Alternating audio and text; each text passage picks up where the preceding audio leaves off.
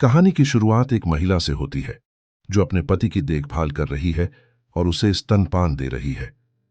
पति की शारीरिक स्थिति के कारण उसे हमेशा घर पर रहना पड़ता है।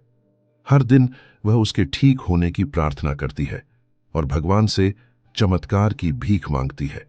उसका पति लकवाग्रस्त या किसी विशेष बीमारी से पीड़ित नहीं है। वह बस स्थिर है और बोल नहीं सकता। गांव का डॉक्टर ने बताया था कि दुर्घटना के 12-13 दिनों बाद उसे ठीक हो जाना चाहिए था, लेकिन अब 16 दिन बीत चुके हैं और कोई सुधार नहीं है। दंपति के 2 छोटे बेटियां हैं, 3 और 5 साल की, जो अपनी मां की मदद करने के लिए बहुत छोटी हैं। एक रात लड़कियां अपनी मां से कहती हैं कि उन्हें भूख लगी है, लेकिन घर में उन्हें खिलाने को कुछ न मिलने पर वह उन्हें सुला देती है। अगले दिन वह फार्मेसी जाती है पति के लिए सीरम लेने, लेकिन दुकानदार पुराना बिल न चुकाने तक दवा देने से मना कर देता है। निराश होकर वह घर लौटती है और सीरम खत्म होने का एहसास होने पर चीनी और पानी मिलाकर पति को देती है।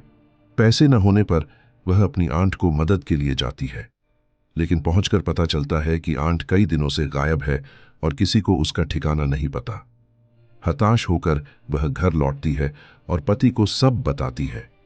वह उसके भाई और मां को दोष देती है कि उन्होंने उन्हें छोड़ दिया और कहती है कि अगर वे रहते तो यह सब ना होता। तभी हमें पता चलता है कि पति को उसकी मां का अपमान होने पर किसी से झगड़े में गोली लग गई थी। तालिबान के खिलाफ युद्ध लड़ने की अफवाह गलत थी। उसे झूठा आरोप लगाया गया और इसी कारण वह इस हालत में फंस गया। अगले दिन जब महिला बाहर है तो बच्चियां पिता के कमरे में जाती हैं और उसके शरीर से सीरम निकालने लगती हैं। सौभाग्य से मां समय पर लौट आती है और उन्हें रोक लेती है। थोड़ी देर बाद एक महिला नाम माला उनके घर आती है प्रार्थना करने, लेकिन महिला बताती है कि वह हिस्सा नहीं ले सकती क्योंकि वह मासिक धर्म में है और धार्मिक परंपरा में मासिक धर्म वाली महिलाओं को भाग लेने की अनुमति नहीं है। कुछ समय बाद हवाई हमला शुरू हो जाता है। सभी पड़ोसी महिला और उसके बच्चों के साथ भूमिगत आश्रय में भागते हैं। वे कुछ घंटे वहां रहते हैं। सुरक्षित होने पर महिला घर लौटती है और पति को सुरक्षित पाकर राहत महसूस करती है, लेकिन जैसे ही उसे सामान्यता का एहसास होता है, फिर से गोलियों की आवाजें गूंजने लगती हैं। वह आश्रय में वापस लौट जाती है। इस बीच सैनिक उनके घर में घुसते हैं। वे पति की जांच करते हैं, लेकिन मुसलमान होने पर उसे छोड़ देते हैं। इसके बजाय वे उसकी अंगूठी और घड़ी ले लेते हैं। बाद में जब महिला लौटती है तो घर लूटा हुआ पाती है। पति की अंगूठी और घड़ी चोरी हो चुकी है, लेकिन सबसे बुरा अभी बाकी है। आंगन में वह 2 पुरुषों और एक युवा लड़की को, जो पड़ोसी थे, क्रूरता से मारे हुए पाती है। लड़की की मां सदमे से पागल हो चुकी है। यह महसूस कर कि वह अब ऐसे नहीं जी सकती, महिला अपनी बेटियों को लेकर फिर आंट के पुराने घर जाती है। वहां एक अजनबी बताता है कि आंट का पता नहीं और उन्हें रहने नहीं देता। कहीं और जाने के लिए जगह न होने पर वह सीढ़ियों पर बैठ जाती है और जाने से मना कर देती है, जब तक कि बूढ़ी महिला आखिरकार आंट का नया ठिकाना न बता दे।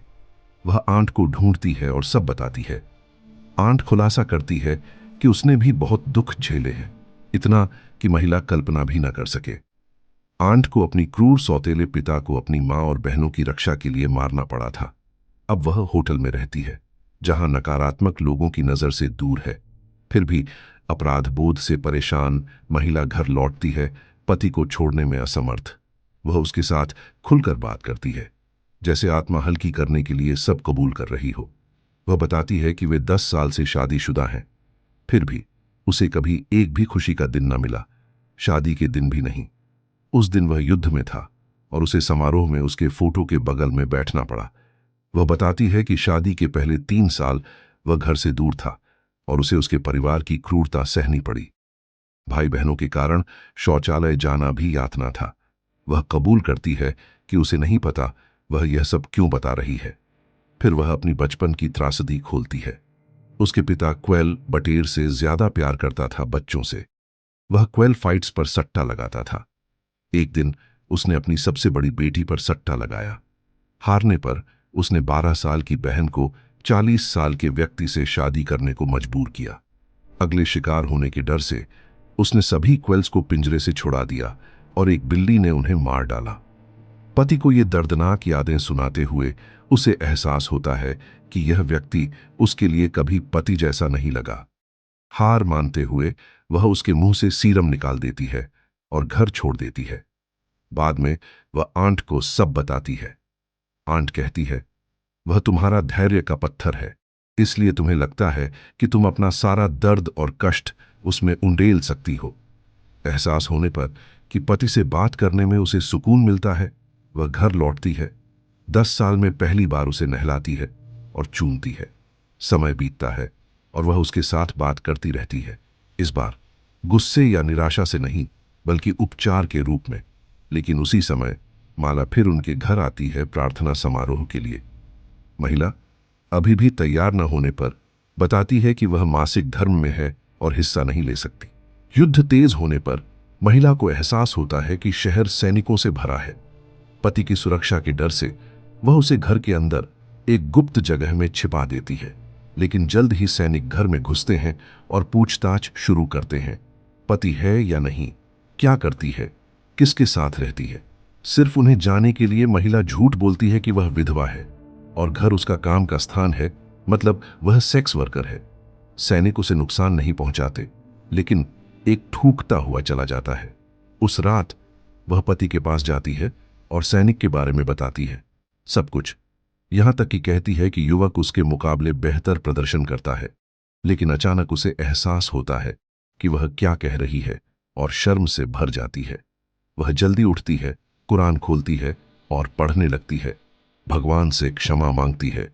अगली सुबह बाहर निकलकर वह देखती है कि टूटा दरवाजा ठीक हो गया है। उसे लगता है कि युवा सैनिक ने किया। कुछ समय बाद वह फिर घर आता है और कमरे में जाने पर जोर देता है।